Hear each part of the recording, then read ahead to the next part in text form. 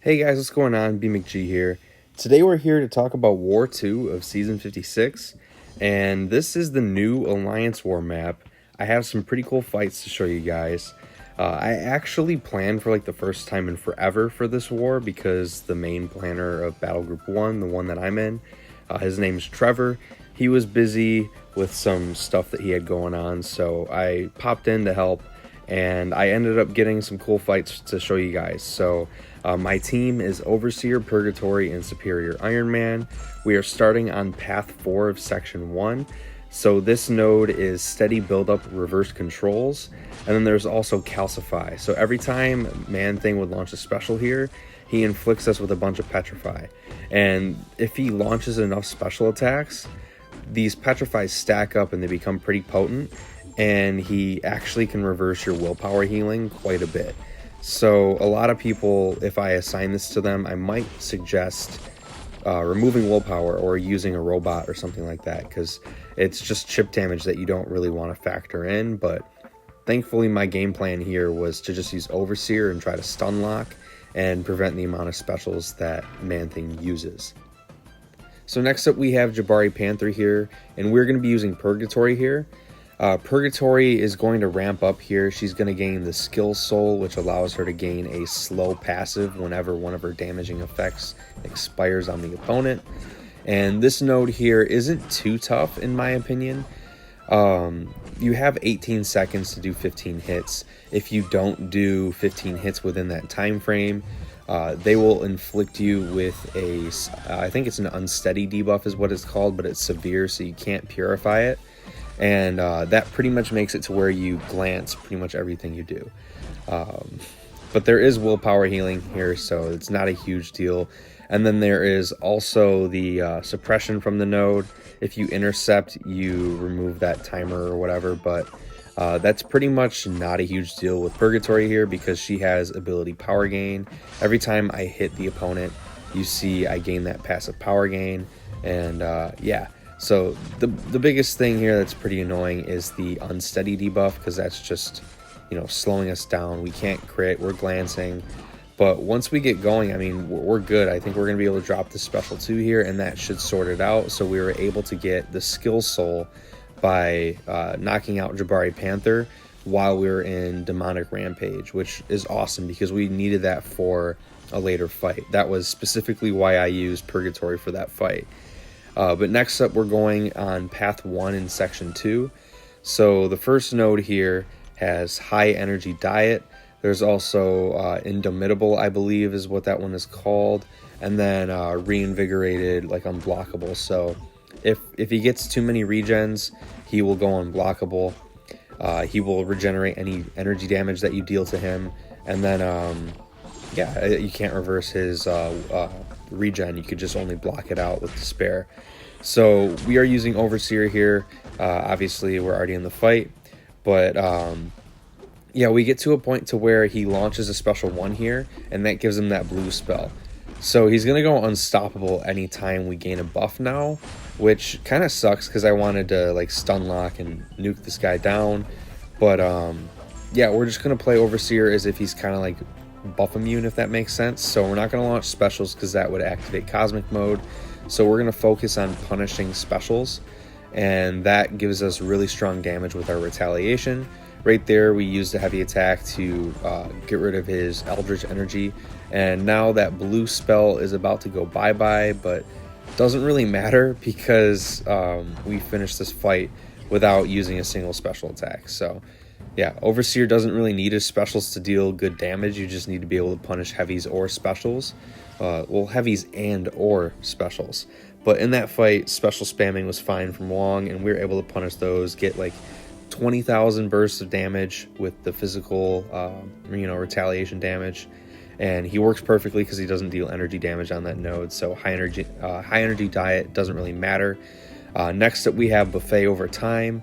This is Lady Deathstrike. So Overseer is perfect for this fight because Buffet Over Time, anytime it tries to trigger when he gains a buff, he's immune to Nullify. So Overseer's Awakened ability that allows him to ramp up and gain gamma power.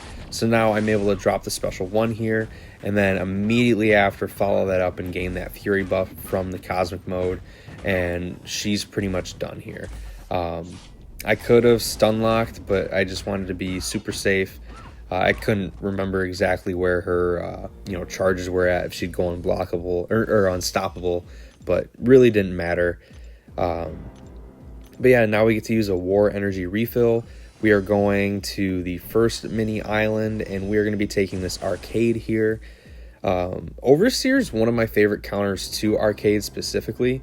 This node has Rich Get Richer, Steady Perseverance, and a couple other things, but they don't really matter because I planned for some Odin buffs to get slapped on here, and that allows us to win the Rich Get Richer race. So now we just stand in this guy's toxic gas, whatever you want to call it, and that ramps up our gamma power. And now we just need to knock this dude knock him down a couple of times to clear those arcade tokens. And now we're at a special 3. We have 5 gamma power. We're gonna bait one more special 1 from this guy, I believe. Yep, there we go. And I think we just gotta clear his tokens one more time before getting into the special 3 here. I guess not. We just punished his heavy attack with our special. But yeah, I love this animation. One of my favorite special animations. We'll just have to punish this dude with a couple heavies right here. And now we just need this dude to come in.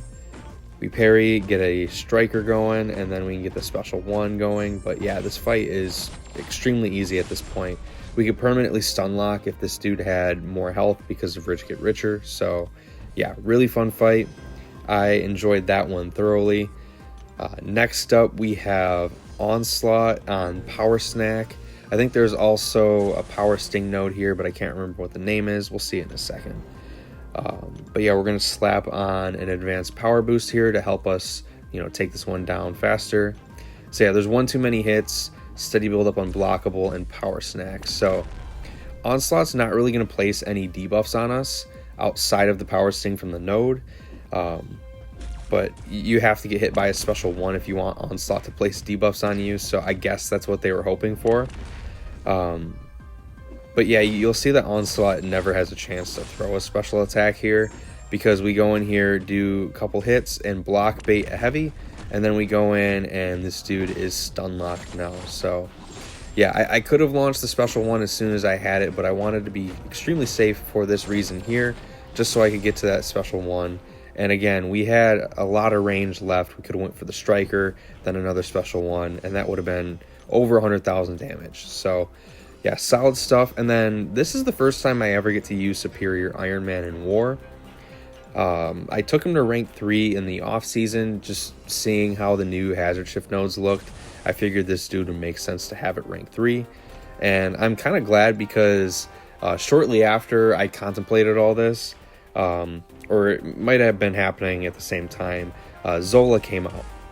And this dude has non-contact mediums and light attacks, or non-contact first medium, non-contact first light, meaning it's going to be damn near impossible to parry stun this guy. There's going to be situations where he throws multiple lights into your block and then you could reparry.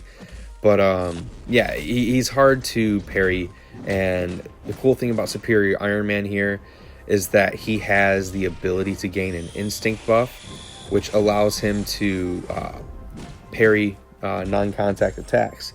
So yeah, it's that weird looking purple buff. I should have practiced one a little bit more beforehand because I wasn't playing too great, but yeah, it ended up being fine. Superior Iron Man's kind of a tank on this node. The regen is really nice, and then he also ramps from hazard shift. It's just free willpower healing. But yeah, right there we get the heavy punish nicely, and then now we could do medium to refresh that buff, as well as all of our other buffs. And the cool thing about Superior Iron Man here for Zola has a built-in safeguard in his kit where he can't lose X% of damage in a single hit. So the special 2 is going to be weak, but your other basic attacks are going to be really strong because your special 2 normally is a huge damage dealer, as you see there. I think that got capped at 10% of his health.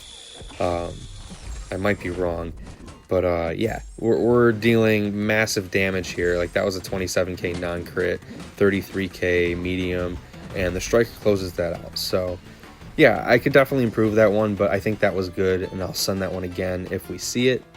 And then the last fight of this video is Deathless Thanos on, I think, node 47 is what this one is. There's some missing in action here, which is like anytime a buff expires on the opponent, we gain a falter if we don't knock them down in time. There's also a return policy, and then fight or flight, and then false confidence. Can't remember what that one does, but Purgatory is a great answer here because she has the passive slow now from taking down a skill champion. She also has the neutralize that ramps throughout the whole fight, and then she also has a predictable nullify, so return policy isn't going to be too scary because we know when we're going to be getting nullify on Thanos. So like right there, see how he shot up in power? I knew that was coming, so you can easily play around it, and you get to a point later in this fight where you have enough neutralize to where you're not going to trigger nullify because, well, there's no buffs to get nullified because they're getting stopped by neutralize. So yeah, it's just all around awesome fight in my opinion. You could play this slower and not need the slow from the skill soul, but it does make it so much easier because right there you see he triggered the unstoppable. If we didn't have the slow, we would have been screwed there. So ideally, if you do take Deathless Thanos with Purgatory, you do want that skill soul for the slow. It just makes it so much easier, so much safer, especially if you are playing at like a higher tier. You don't really want to chance it by like, oh, I'm just going to try to play slow and manage the combo. Like, it's just one layer that you can turn off by having the slow. So if you can plan for it, by all means, try to get it. But yeah, this is the last fight of the war. So if you guys did enjoy this video, let me know by hitting the like button and subscribing if you aren't already. I normally don't make war videos, and I don't know if I plan to, but they are pretty easy for me to get out. So if you guys want more of them, let me know in the comments down below. Let me know how your first few wars of the season have been going. Let me know if you like the new war map.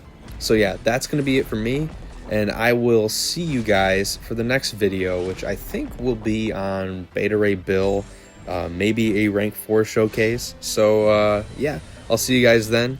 Peace out.